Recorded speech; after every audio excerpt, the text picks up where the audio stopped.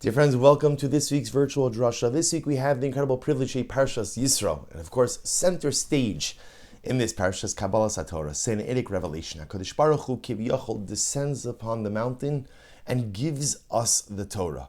Through the giving of the Torah, the Rebbeinu Shalom concretizes and solidifies his eternal bond with Am Yisrael. The Torah is not simply a book of laws. It is not simply a work of do's and don'ts, but the Torah represents the physical manifestation of the covenantal relationship between HaKadosh Baruch Hu and Am Yisrael. I want to draw your attention to a fascinating detail, a little footnote in the story. So the Torah says as follows. This is in Parak Yotas, Pasuk Yud Zayin, chapter 19, verse 17. Vayotze Moshe Sa'am likrasa Elokim min hamachaneh. So the truth is, it's actually beautiful imagery. The Ribono Shel Olam led Klal Yisrael out of the camp to the mountain, to the base of the mountain, in order to greet HaKadosh Baruch Hu. You know, the Gemara explains that Har Sinai was like a chuppah, was like a wedding. The Rebbeinu Shalom was the chassan, was the groom. We Klal Yisrael are the kala. So in the imagery over here, you can see that almost like Moshe Rabbeinu, the patriarchal, the father figure of Klal Yisrael, leading out the kala, leading out the bride, to meet the chassan, to meet the groom HaKadosh Baruch Hu at the place of the chuppah. Where's the place of the chuppah? Har Sinai. HaKadosh Baruch Hu the Moshe Rabbeinu led us out. Vayisyatzvu b'tachtis hahar. And literally, we set up camp. We set up camp at the base of the mountain. We know that again, by Har Sinai, Moshe Rabbeinu was able to go up, well I should say even Aaron was able to go up, Aaron and Hur able to go up a certain amount. Moshe Rabbeinu was able to go up to the top of the mountain, but the general populace had to remain stationed at the base of the mountain. So the pasuk telling us that Moshe Rabbeinu led Klal Yisrael to the base of the mountain, and it is there that they experienced Matan Torah. The Gemara Masechah Shabbos picks up on the interesting lashon Vayisyatzvu b'tachtis hahar. So literally translated, the way you can understand it is they camped Vayisyatzvu b'tachtis. Tachtis can mean at the base, but it could also mean underneath the mountain. And Rashi HaKadosh over here quotes the Gemara Masechah Shabbos, and the Gemara says, "Shenitla shahar mimkomo v'nechba aleim kigigis." What happened? HaKadosh Baruch Hu uprooted the mountain, and he suspended it over us like a barrel. And of course, this is this dynamic in Matan Torah, that as much as we said Na'aseh v'nishma, as much as we willingly accepted the Torah, and not only was there a willful acceptance, but Na'aseh v'nishma is like blind obedience, blind commitment. We'll do, we're in. What does it say? What does it entail of us? We'll figure that out later. As much as there was a Na'aseh v'nishma, there was an element of compulsion and Har Sinai as well.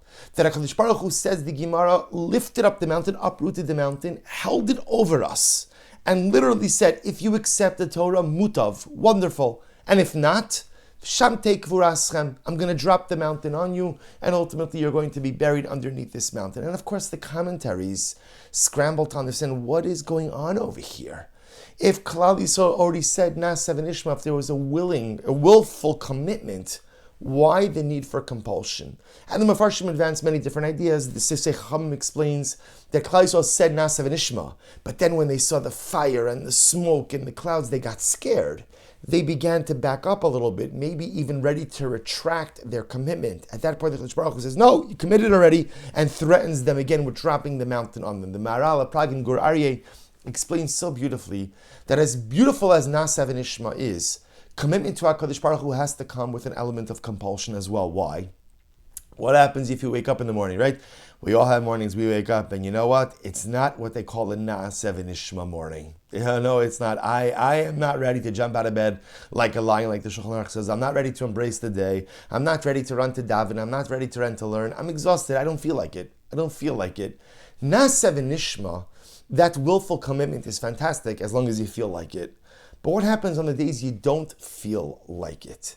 So ultimately, again, there's an element of compulsion by Har Sinai, because HaKadosh Baruch Hu needs us to be invested in the relationship, even when I don't feel like it. The truth is, if you think about it, it's the key to success in any life relationship. If a person says, I'm going to be a good husband when I feel like it, I'm going to be a good wife when I feel like it, a good father if I'm in the mood, a good friend if it's convenient for me, it's not a relationship. Relationships require complete commitment even when you don't feel like it. Relationships require a certain element of compulsion. I feel compelled to fulfill my role and my responsibilities even when I don't feel like it. As such, many of the commentaries, the Maharal amongst others, explained that HaKadosh Baruch Hu had to put this element of compulsion so that we would recognize we're committed to God on days that we feel like it, Na'aseh v'nishma days, and even on non-Na'aseh v'nishma days. But there's a detail about this Gemara that always intrigued me. The Gemara doesn't just simply say that Kafa aleim har, that HaKadosh Baruch Hu, he suspended the mountain over them. Rather, it says Kafa aleim har kigigis. HaKadosh Baruch Hu suspended the mountain over them like a barrel. Why the need for that detail? In other words, I got it. I see the imagery. He uprooted the mountain, he suspended it over their heads, and essentially they have a choice: commit or die. Commit or I drop the mountain on you. But why did Chazal, why did the rabbis in the Gemara have to add in that phrase, kigigis, like a barrel? Perhaps what the Gemara is trying to impress upon us was the following. Chevra, if you see a barrel and you take a look at it, someone were to ask you, is the barrel heavy or is the barrel light? So the truth is, looking at it, you couldn't necessarily tell why. If the barrel is empty of contents, then it might be pretty light, pretty manageable. If it's filled with contents, then it might be impossible for a person to go ahead and lift it up. You see, when Klal Yisrael accepted the Torah and they said Na'aseh v'nishma, perhaps in that moment, right after they committed, there was a little bit of what we call buyer's remorse. They're like, oh boy, what did we get ourselves into? What did we commit ourselves to? And the truth is, the real burning question is, could we really honor this commitment and live up to the expectations? Think about it. They just entered into a relationship with HaKadosh Baruch Hu, the King of Kings, the entity that is above and beyond anything else in this universe. And we just said to him, we're in. We didn't even read the fine print. Whatever it is, we're in. It would be so logical to have some level of buyer's remorse and some level of jitters, of just fear. Can I do this or not? Perhaps what the Gemara is saying is as follows. HaKadosh Baruch Hu wasn't threatening us, but rather what was happening? HaKadosh Baruch Hu lifted up the mountain. The mountain represented the responsibility of Torah. The mountain represented the totality of the load of Torah. And HaKadosh Baruch Hu says, okay, I'm lifting it up. Now, I want you to bend your shoulder, go underneath it, and see if it's as heavy as you think it is. You see, HaKadosh Baruch Hu says that Torah is like that barrel. When you look at it from the outside, it's interesting. People look at the barrel and they assume it's filled with contents. Impossible. I can't lift it up. But then when you go over and you see, oh, it's not filled with anything, I can lift it up, I can shoulder it. A barrel is one of those things when from a distance, you say to yourself, impossible. But then as you get a little closer, you realize, I can manage this, I can do this. Perhaps, Kaf aleim har kegigis, when HaKadosh Baruch Hu suspended the mountain over us like a barrel, it wasn't a threat. It wasn't a threat. HaKadosh Baruch Hu didn't need to threaten us. We already committed. Kaf aleim har kegigis was HaKadosh Baruch Hu's way of building up our confidence in ourselves. He kiviyachol lifted up the mountain, representing the totality of the responsibility of Torah. And he invited us to come underneath the mountain. And he said, my beautiful children, I'm going to lower it down on you. And why don't you see if you could manage it? Why don't you see if you could support it? Why don't you see if it's so overwhelmingly heavy, or perhaps it's something that you could actually be successful with in life? And perhaps the Rebbe Shalom lowered the mountain down on us. Kafa aleim. He literally put it on top of us. And then we realized, kigigis, it was like a barrel, but not the kind of barrel you can't lift. The kind of barrel you can lift. The Ribono Shel Olam suspended the mountain upon us and allowed us to shoulder it, not as a threat, but as a way of ultimately building up the confidence that we need to have in ourselves. That Torah, spirituality, relationship with HaKadosh Baruch Hu, Shulchan Aruch, halacha, expectations, responsibilities, looked so overwhelming, so impossible. And HaKadosh Baruch Hu says, try it. Carry it, shoulder it, and we recognized that we could do it. We recognized that although it was a little bit heavy, and maybe at times very heavy, but far from impossible.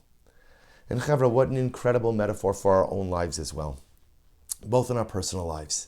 How often are we faced with opportunities for growth and self-actualization, opportunities for advancement in all areas of life?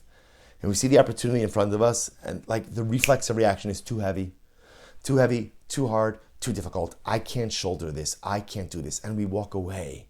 And we walk away. And how many times as a nation do we face circumstances, the likes of which we have never experienced before, the likes of which that leave our head spinning and our hearts broken. And sometimes we wonder, we don't articulate it, but sometimes we wonder, can we shoulder this? Can we be successful on this? Will we come out from this war intact? Will we come out from this war ultimately again being able to shoulder the load or having buckled right underneath it?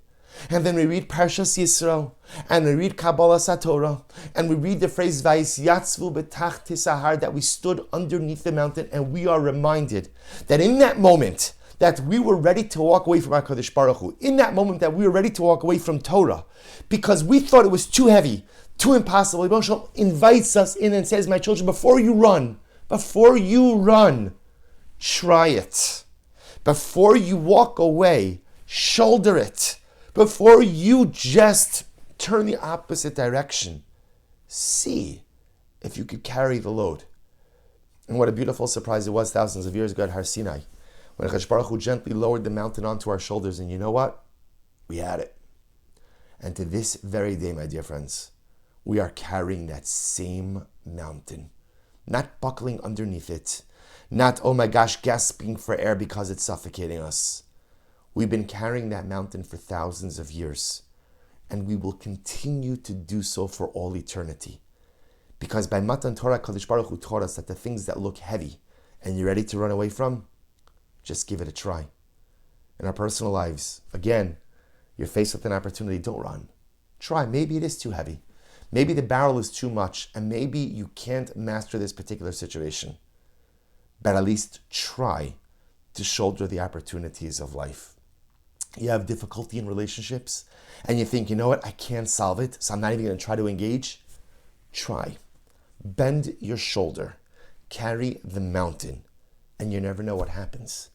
And as a people, the last 113 days, I think that's what we're up to now, since October 7th, since Shmini Atzeret, Simchas Torah, have been overwhelming.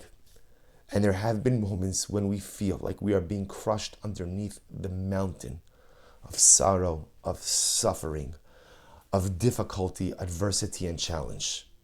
But like our ancestors thousands of years ago, we bend our shoulders and we carry the load of our people. And we carry it with absolute certainty that the mountain won't break us. We are the people who carry mountains. We are the people who move mountains. That is our history, that is our present, and that is our future. The same way we were Zocha to begin to hold Har Sinai thousands of years ago, and we do so today. Maybe Zocha Me'eretz Hashem to lift the mountains, to lift the barrels of our personal lives, and our national life of Am Yisrael as well. Wishing everyone a good Erev Shabbos and a beautiful Shabbos Kodesh.